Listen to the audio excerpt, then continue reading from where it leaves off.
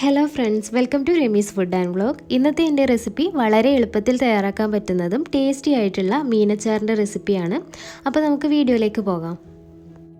ഞാനിവിടെ ചെറുതായി മുറിച്ചെടുത്ത് കഴുകി വൃത്തിയാക്കിയിട്ടുള്ള 1 കിലോ ചൂരമീനാണ് എടുത്തിട്ടുള്ളത്. ദശ കട്ടിയുള്ള ഏത് മീൻ വേണമെങ്കിലും നിങ്ങൾക്ക് എടുക്കാം.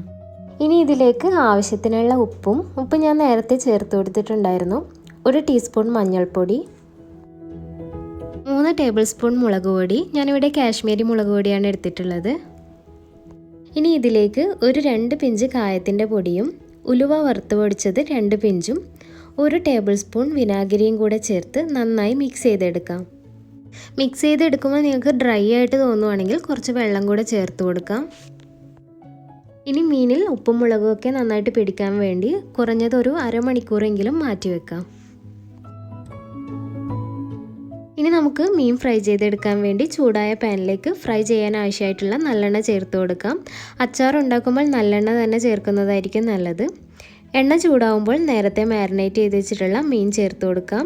ഇനി മീഡിയം ഫ്ലെയിമിൽ വെച്ച് അത്യാവശ്യം നന്നായിട്ട് തന്നെ ഫ്രൈ ചെയ്തെടുക്കണം. നന്നായിട്ട് ഫ്രൈ ചെയ്തെടുത്താൽ അച്ചാർ കൂടുതൽ കാലം കേടുകൂടാതെ തന്നെ നിൽക്കും. ഇതിപ്പോൾ നന്നായി ഫ്രൈ ആയി വന്നിട്ടുണ്ട്. ഇനി ഇത് കോരി മാറ്റി വെക്കാം. ഇതേ എണ്ണയിലോട്ട് തന്നെ ബാക്കിയുള്ള മീൻ കൂടെ ചേർത്ത് ഫ്രൈ ചെയ്തെടുക്കാം.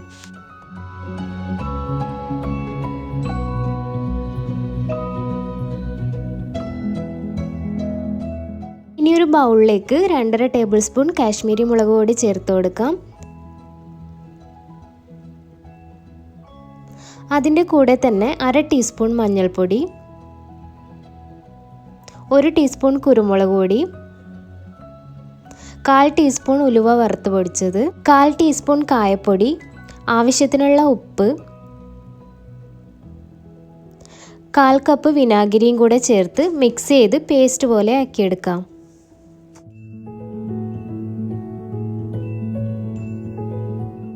പൊടികളെല്ലാം നന്നായി മിക്സ് ചെയ്തെടുത്തിട്ടുണ്ട്. ഇനി ഇത് മാറ്റി വെക്കാം.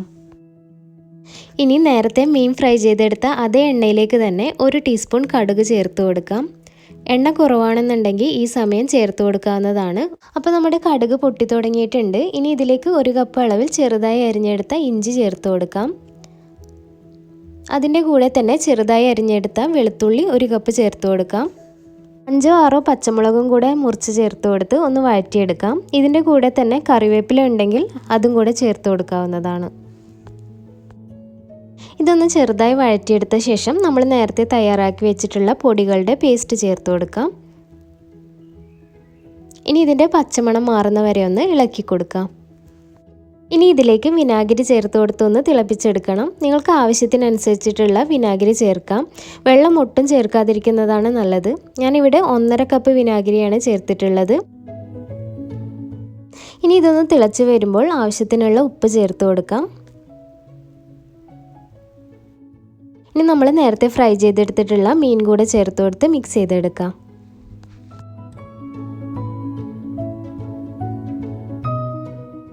ഇനി ഇതൊരു 10 മിനിറ്റ് ഒന്ന് തിളച്ച് കഴിഞ്ഞ ശേഷം ഫ്ലെയിം ഓഫ് ചെയ്യാം.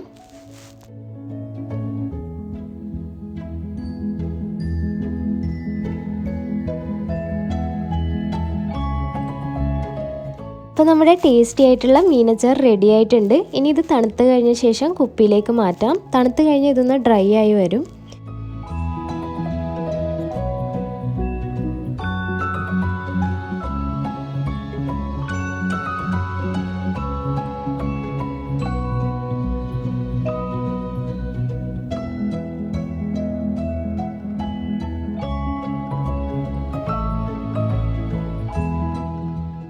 അപ്പോൾ വീഡിയോ ഇഷ്ടമായാൽ ലൈക്ക് ചെയ്യാനും സബ്സ്ക്രൈബ് ചെയ്യാനും മറക്കരുത്.